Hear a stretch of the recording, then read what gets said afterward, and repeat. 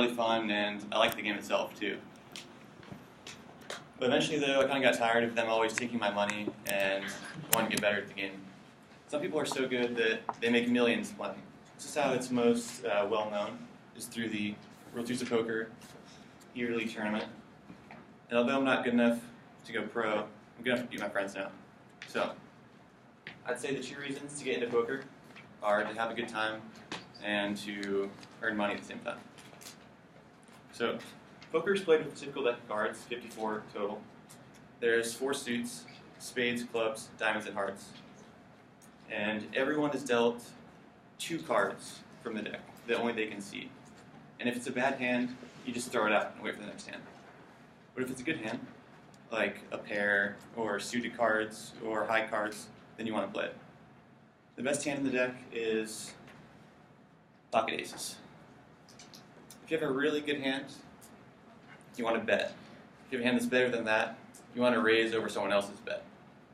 The best case scenario is that you just win the money in the pot, just like that, because everyone folds. But usually you have to wait to showdown and see whose hand is actually better.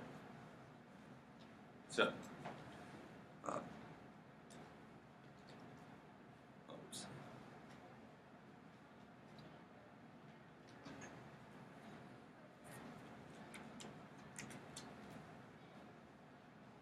so after you make a bet comes flop.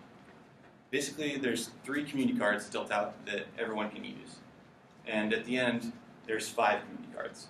Using the 2 in your hand and the 5 on the table, you make the best 5-card combination. If your hand's really bad, you won't even use the cards in your hand, but you should probably just fold. And at this point, the hand strength gets a little bit more complicated than just having a pair or not. According to Eli Packel in Mathematics of Games, hand strength goes from most likely hand to least likely. The most likely is that you just have a single pair, and then it goes 2 pair, 3 of a kind, straight, flush, full house, 4 of a kind, straight flush, and royal flush. Usually you won't have any of these. There's only a 1 in 3 chance of even having a pair. And the only reason you want to keep putting money in the pot is if you have a good hand, or you think you're going to have a good hand. And that's when we get into the math of poker. And also, if you have a good hand pre-flop, it doesn't mean necessarily that your hand's going to be good post-flop. So you want to make sure that you check on how the community cards affect the cards in your hand. Alright, so most of the time you won't really have anything going for you at all, and you're trying to eventually have a good hand. So in this hand, the board is 3, 7, 9, 8 jack, and any 10 will give you a straight. And there's only 4 10s in the deck. So to figure out what the odds are, Barry Everett in Chance Rules says that each card has a 2% chance of coming. So to do the math, you take 4 10s times 2, and then times 2 for the turn in the river. So you have a 16% chance of hitting the straight. And a flush, which is 5 of a suit, has a 36% chance of hitting. So that's a little bit stronger of a draw. And that kind of shows the luck involved in poker because, a lot of times you're just going to miss, or if you should have hit, you're going to miss, and it's just a lot of gambling involved.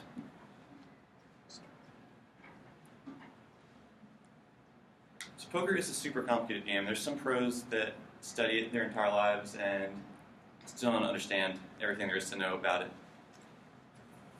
Noah Brown in Superhuman AI reported on an AI that was able to beat 3 pros over hundreds of thousands of hands. And this shows that it's actually a game of skill, not luck. But even though it's a game of skill, I would say that going pro is really worth it. It kind of takes a lot of the fun out of the game to have to study it and all that. I'd say the best way to play poker is with a dozen or so friends, just in a basement with $5.